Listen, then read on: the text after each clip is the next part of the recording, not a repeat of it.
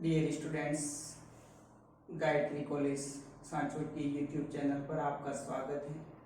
इस चैनल को अधिक से अधिक सब्सक्राइब करें, बेल आइकन बटन को जरूर दबाएं, जिससे आने वाला हर रोज़ वीडियोस की इंफॉर्मेशन आपको मिलती रहे। आज हम बीएससी पार्ट 3 के ऑर्गेनिक केमिस्ट्री के कार्बोहाइड्रेट टॉपिक में से नेक्स्ट वीडियोस में भी कुछ इम्पोर्टेंट क्वेश्चन डिस्कस किए थे। लास्ट इस वीडियोस में भी मैं कुछ इम्पोर्टेंट क्वेश्चन एग्जाम की दृष्टि से पूछे जाएंगे, उस पर डिस्कस करेंगे। तो देखिए, यहाँ पर एक क्वेश्चन मैंने लिखा है, ग्लूकोज की चक्रीय संरचना बनाई। ये प्रीवियस एग्जाम में पूछा है। तो ग्लूकोज है, इसकी साइक्लिक स्ट्रक्चर ड्रॉ करनी। साइक्लिक स्ट्रक्चर क्या होती है, चक्रीय संरचना क्या होती है। तो ये सवाल इस तरह से भी पूछा जा सकता है कि ग्लूकोज की जो खुली विवृत श्रृंखला होती है, उनसे कुछ विशिष्ट गुणों के कारण यह संरचना ग्लूकोज की अभिक्रिया को पूर्ण नहीं करती है। इसके लिए उसकी साइक्लिक स्ट्रक्चर चक्रीय संरचना ली गई। तो ऐसे कौन कौन सी प्रॉपर्टीज, ऐसे कौन से विशिष्ट गुण होते हैं जिससे हम ओपन चेन स्ट्रक्चर द्वारा ग्लूकोज की उनसे अभिक्रिया पूर्ण नहीं कर सकते। तो इसमें छोटा क्वेश्चन भी पूछा जा सकता है और बड़ा क्वेश्चन भी पूछा जा सकता है। सिंपल छोटा क्वेश्चन पूछे कि ग्लूकोज की चक्रीय संरचना बनाइए, तो सिंपल आपको इस ग्लूकोज की इस प्रकार से आपको ग्लूकोपाइरेनोज स्ट्रक्चर बनाना है। देखिए, इसमें क्या होता है कि ये जो ग्लूकोज है, जिसका अणुसूत्र जो मॉलिक्यूलर फॉर्मूला होता है C6H12O6, 6 कार्बन इसमें, 12 हाइड्रोजन और 6 ऑक्सीजन परमाणु होते हैं। फर्स्ट कार्बन पर aldehyde group, second, third, fourth, fifth carbon पर सेकेंडरी एल्कोहलिक ग्रुप और सिक्स्थ कार्बन पर प्राइमरी एल्कोहलिक ग्रुप होता है। ये ओपन चेन स्ट्रक्चर ग्लूकोज की इंट्रामोलिकुलर रिएक्शन है। इंट्रामोलिकुलर रिएक्शन में C1 कार्बन पर उपस्थित ये एल्डिहाइड कार्बन, इसकी अभिक्रिया C5 जो कार्बन है उसके OH समूह के साथ में। तो यहां से पाई1 के इलेक्ट्रॉन ऑक्सीजन की तरफ और हाइड्रोजन परमाणु यहां से निकल करके इस ऑक्सीजन के साथ जुड़ जाता है। यह ऑक्सीजन परमाणु C5 कार्बन विद ऑक्सीजन के साथ इस कार्बन के साथ जुड़ जाता है और इस प्रकार से एक हेमी एसिटिल साइक्लिक स्ट्रक्चर का निर्माण करता है। इस C1 कार्बन और C5 कार्बन आपस में ऑक्सीजन परमाणु से बॉन्डेड हो जाते हैं, इसे हेमी एसिटिल कार्बन। इसको हम इस तरह से फर्स्ट कार्बन जिस पर उपस्थित OH समूह, C2 कार्बन पर OH, C3 कार्बन पर हाइड्रोजन, C4 कार्बन पर OH समूह 1 2 3 4, C5 कार्बन और C6 कार्बन पर CH2। तो इस प्रकार से इसकी संरचना होती है। पाइरेन के समान होने के कारण, ये जो पाइरेन होता है, पाइरेन के समान होने के कारण विषम चक्रीय यौगिक है पाइरेन। इसके समान होने के कारण इसको ग्लूकोपाइरेनोज कहा जाता है। ये हावर्थ प्रोजेक्शन फॉर्मूला भी कहते हैं। यदि एग्जाम में ग्लूकोज का हावर्थ प्रोजेक्शन फॉर्मूला पूछे तो ये वाला संरचना बनानी है। नेक्स्ट हम बात करें कि ये ग्लूकोज की साइक्लिक स्ट्रक्चर क्यों दी गई, तो इसके लिए कुछ प्रमाण, यानी जो ओपन चेन स्ट्रक्चर है ग्लूकोज की, इसके संरचना द्वारा कुछ ऐसी अभिक्रिया हैं, ऐसे विशिष्ट गुण हैं जिसको हम इस ओपन चेन स्ट्रक्चर के द्वारा नहीं समझ सकते। उसमें देखिए मैंने नोट लगा करके लिखा है कि ग्लूकोज की ओपन चेन स्ट्रक्चर से कई विशिष्ट गुण नहीं समझा सकते। यह सिर्फ रिएजेंट का गुलाबी रंग वापस नहीं देता है। ओपन चेन स्ट्रक्चर जो ग्लूकोज की होती है वो सिर्फ रिएजेंट के साथ, जो सिर्फ अभिकर्मक होता है उसके साथ गुलाबी रंग वापस नहीं देता। सोडियम बाइसल्फाइड से यौगोत्पाद नहीं बनाता। सोडियम बाइसल्फाइड है, जब इसकी रिएक्शन इस ओपन चेन स्ट्रक्चर वाले कंपाउंड से की जाएगी तो उससे एडक्ट प्रोडक्ट यौगोत्पाद नहीं बनता है। पेंटा एसीटेट हाइड्रोक्सिल एमीन से ऑक्सिम नहीं बनाता। और म्यूटा रोटेशन यानी जो परिवर्ती ध्रुवण घूर्णन होता है, जो हमने पिछले वीडियोस में इस पर डिस्कस किया था, वो भी इस ओपन चेन स्ट्रक्चर के द्वारा नहीं समझा। तो इन विशिष्ट गुणों के कारण इस ग्लूकोज की साइक्लिक संरचना दी गई, जिसमें C1 कार्बन परमाणु पर उपस्थित OH समूह यदि राइट साइड में है तो इसे अल्फा डी ग्लूकोज कहा जाता है, और यदि C1 कार्बन पर OH समूह लेफ्ट में प्रेजेंट है तो इसे बीटा डी ग्लूकोज कहा जाता है। तो इस प्रकार से C1 कार्बन जो है इस पर H और OH की स्थिति में अगर भिन्नता होती है तो इस कार्बन को एनोमेरिक कार्बन कहा जाता है। एग्जाम में कभी कभी पूछते हैं एनोमेरिक कार्बन क्या होता है। तो ग्लूकोज की चक्रीय संरचना में C1 कार्बन पर उपस्थित OH समूह राइट साइड में है अल्फा डी ग्लूकोज, और यदि इस तरह से लेफ्ट साइड के अंदर अगर OH समूह प्रेजेंट है तो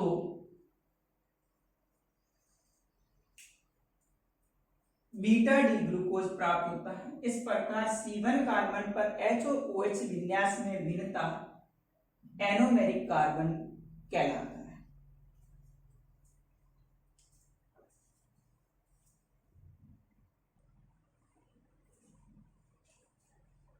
नेक्स्ट दूसरा क्वेश्चन है एपिमराइजेशन क्या है। ये भी वेरी इंपॉर्टेंट क्वेश्चन है, कई बार एग्जाम में सवाल पूछा है एपिमरीकरण क्या होता है। सिंपल 1 नंबर का क्वेश्चन भी पूछा जाता है, या थोड़ा इससे बड़ा एपिमरीकरण क्या है वो समझाइए। तो जो मोनोसैकेराइड्स होते हैं उसके किसी एक असममित कार्बन परमाणु, असिमेट्रिक जो कार्बन परमाणु होता है, असिमेट्रिक कार्बन परमाणु पर OH समूह के विन्यास में भिन्नता हो तो ये विवरिम समावेवी एपिमर कहलाते हैं, तथा इस विन्यास परिवर्तन के प्रक्रम को एपिमराइजेशन या एपिमरीकरण कहलाता है। देखिए इसकी परिभाषा क्या है। एपिमरीकरण का मतलब होता है कि जो मोनोसैकेराइड्स हैं उसमें C1 कार्बन को छोड़कर के बाकी सभी जो कार्बन परमाणु होते हैं, जिसमें असिमेट्रिक कार्बन परमाणु कहा जाता है। असिमेट्रिक कार्बन परमाणु ऐसा कार्बन परमाणु जिनकी चारों संयोजकता पर भिन्न भिन्न परमाणु समूह जुड़ा हुआ हो, तो ये असिमेट्रिक कार्बन परमाणु कहलाता है। इस असिमेट्रिक कार्बन परमाणु पर अगर उपस्थित OH समूह के विन्यास में भिन्नता होती है तो इस प्रकार से जो समावेवी प्राप्त होंगे उससे एपीमर कहा जाएगा, और विन्यास में जो इस प्रकार परिवर्तन होता है इस प्रोसेस को एपीमराइजेशन या एपीमरीकरण कहते हैं। जैसे डी ग्लूकोज से डी मैनोज में परिवर्तन या फिर डी ग्लूकोज से डी गैलेक्टोज में परिवर्तन। डी ग्लूकोज से D mannose, glucose CHO COH H CH OH COH H COH H and CH2OH, ये 6 कार्बन युक्त monosaccharide glucose first, second, third, fourth, fifth और सिक्स में। तो यहां पर आप देख रहे हैं जो 2 नंबर कार्बन है वो असिमेट्रिक कार्बन है, 3 नंबर कार्बन है ये भी असिमेट्रिक कार्बन है, 4th नंबर कार्बन है ये भी असिमेट्रिक कार्बन है, और 5th नंबर जो कार्बन है ये भी असिमेट्रिक कार्बन।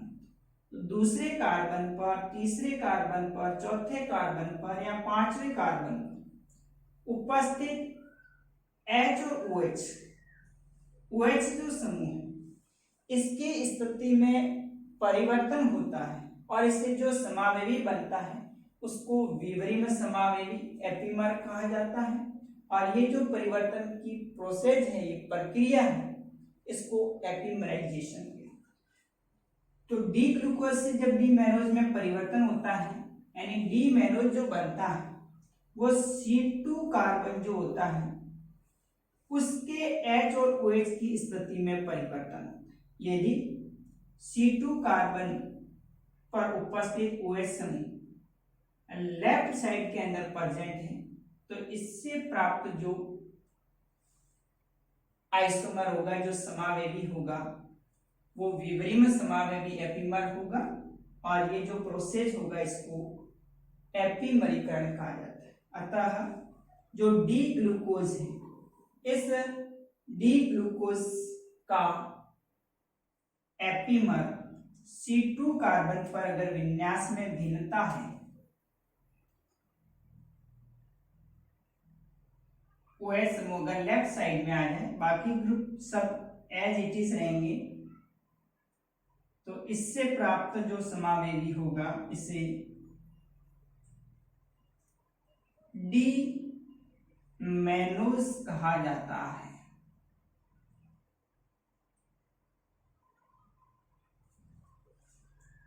तो यहां आप देख रहे हैं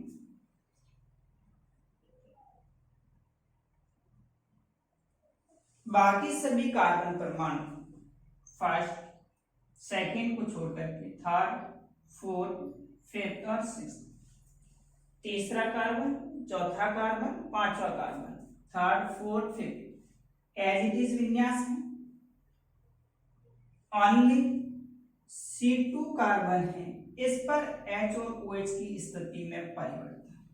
तो इस प्रकार से असिमेट्रिक कार्बन परमाणु पर अगर OH समूह के विन्यास में भिन्नता होती है तो ये आपस में विवरिम समावेवी है और जो प्रोसेस होगा इससे एपीमराइजेशन या फिर एपीमरीकरण कहा जाता है।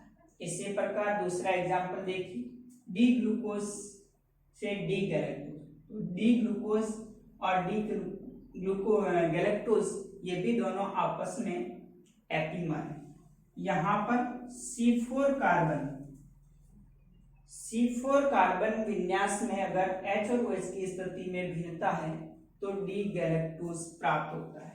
तो इसका जो एपीमर होता है डी ग्लूकोज का CHO COH H CHOH COH H COH H and CH2OH, ये डी ग्लूकोज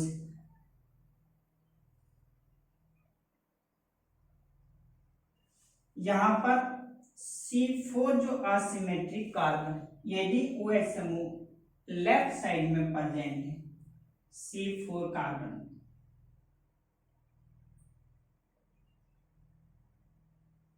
परिवर्तित होता है विन्यास, तो इससे प्राप्त जो समावेदी होगा वो डी गैलेक्टोज होता है।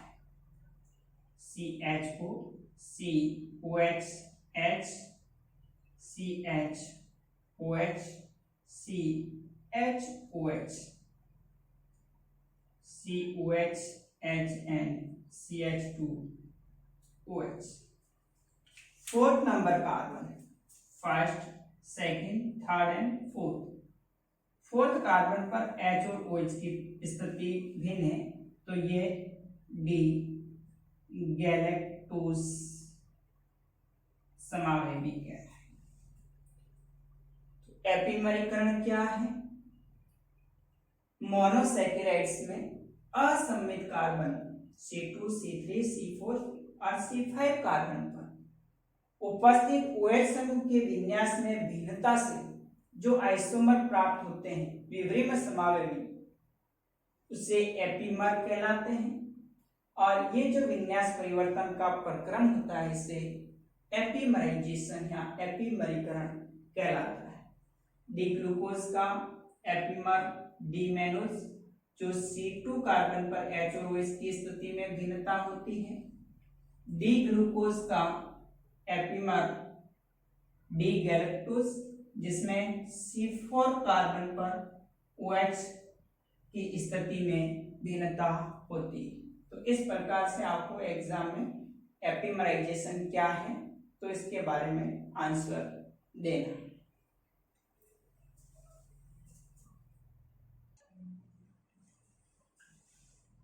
नेक्स्ट तीसरा क्वेश्चन है, डीऑक्सीराइबोज शर्करा की संरचना बनाइए। ये भी छोटा क्वेश्चन, 1 नंबर का क्वेश्चन एग्जाम में पूछा जाता है कि डीऑक्सीराइबोज जो शर्करा होती है उसकी स्ट्रक्चर क्या है। ओपन चेन में भी पूछ सकते हैं और साइक्लिक स्ट्रक्चर भी पूछ सकते हैं।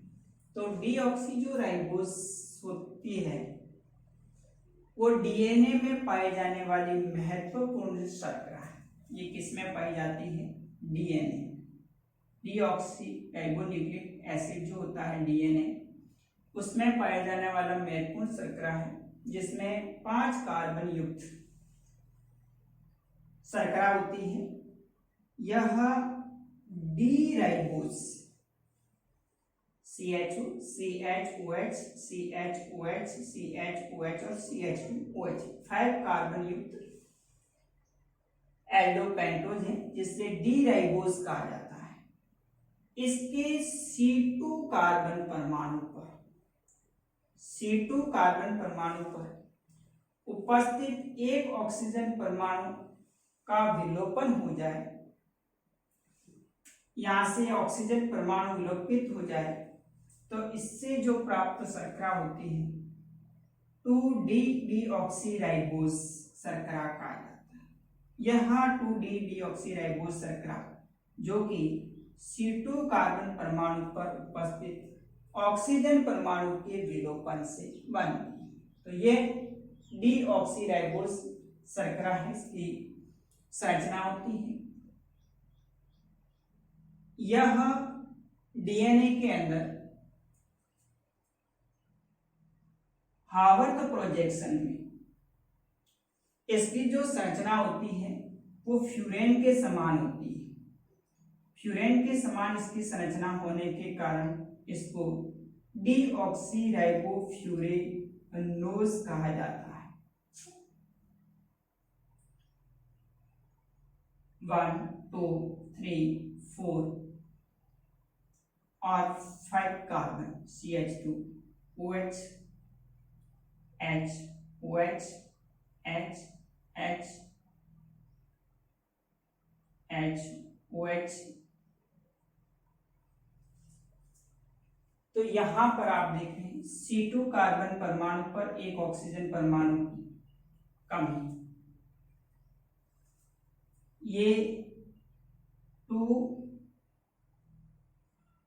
डी डीऑक्सी राइबोफ्यूरेनोज कहा जाता है। साइक्लिक स्ट्रक्चर के अंदर इसकी जो संरचना होती है वो फ्यूरेन के समान होने के कारण इसको डीऑक्सी राइबोफ्यूरेनोज कहा जाता है। तो यहां पर इसमें दो है, एक C1 कार्बन पर उपस्थित OH समूह यदि नीचे की तरफ है तो इसे अल्फा डी डीऑक्सी राइबोफ्यूरेनोज कहा जाएगा, और यदि OH समूह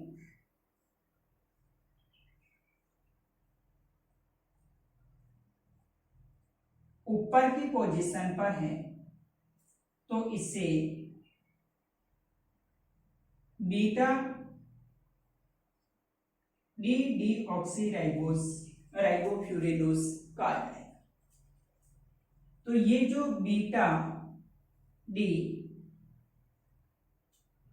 डीऑक्सी राइबोफ्यूरेनोज है, विषम चक्रीय क्षार होते हैं डीएनए में, उनके साथ में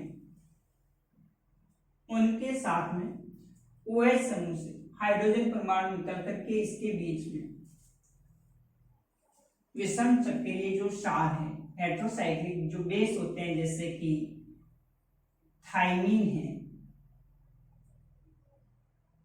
इनके साथ में बॉन्ड बनाते हैं और उस बंध को बीटा लिंकेज कहा जाता है। तो ये बीटा डी डीऑक्सी राइबोफ्यूरेनोज इस तरह से विषम चक्रीय क्षार के साथ में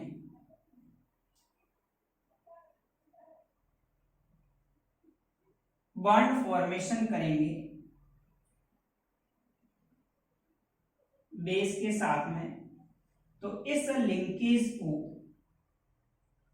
बीटा लिंकेज कहा जाता है।